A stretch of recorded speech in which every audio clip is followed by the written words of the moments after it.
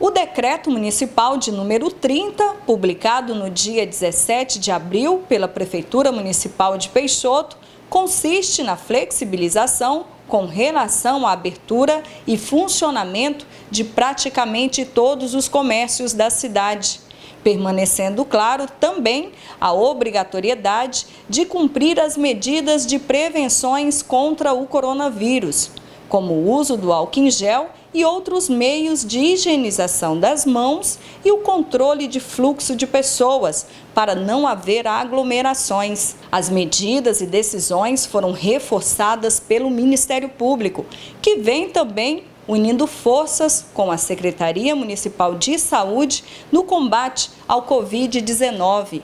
Sim, de fato, o prefeito, o Poder Executivo Municipal de Peixoto, expediu o decreto número 30 de 2020 e foram estabelecidas um certo afrouxamento em relação às medidas de enfrentamento que já estavam vigentes em relação às anteriores, o decreto 22 e 23. Tiveram alguns avanços de permissões para que o comércio retome de maneira gradativa e mantendo sempre aqueles cuidados de higiene e de distanciamento social. Essas medidas vão garantir um pouco de maior liberdade aos comerciantes e de certa forma, aos munícipes também. O que mudou, doutor? Basicamente, houve algum relaxamento em relação às academias, em que havia a vedação expressa que elas efetuassem o funcionamento. Houve um afrouxamento também em relação às feiras livres, em que a partir de agora vão poder funcionar, desde que garantidas aquelas medidas de higienização, de limpeza de mãos, utilização de máscaras, e a distância entre as barracas tem que ser superior a 5 metros. O comércio também volta a funcionar com restrição quantitativa de pessoas dentro do comércio, se não me falha a memória, são em torno de 5, e aquelas medidas de higienização de entrada no estabelecimento, enfim. E também houve um afrouxamento em relação aos restaurantes, que pelo decreto estadual haveria a necessidade que eles só funcionassem no sistema de delivery, de entrega, e a partir de agora os restaurantes de Peixoto vão poder funcionar, mas com a limitação da capacidade em 30%, e não vai ser possível aquela figura do self-service, do buffet.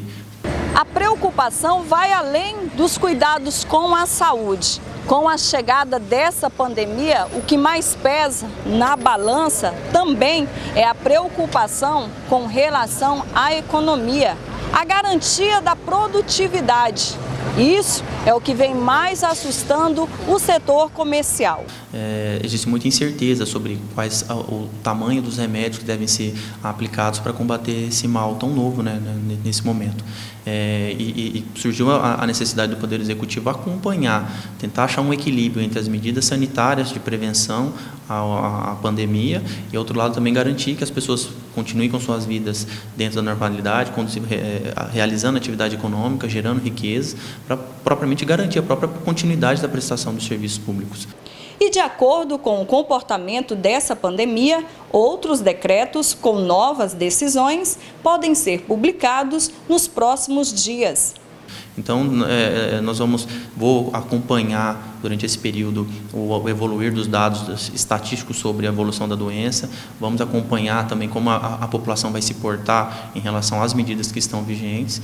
E, a partir daí, a gente converso novamente com o Poder Executivo para saber se há possibilidade de ampliar as restrições, ampliar as liberdades, talvez intensificar as restrições, enfim, um momento mais de análise agora para ver como o quadro vai se desenvolver nos próximos dias. Mesmo com a permissão e abertura dos comércios, as medidas de prevenções e os cuidados devem ser obedecidos e redobrados.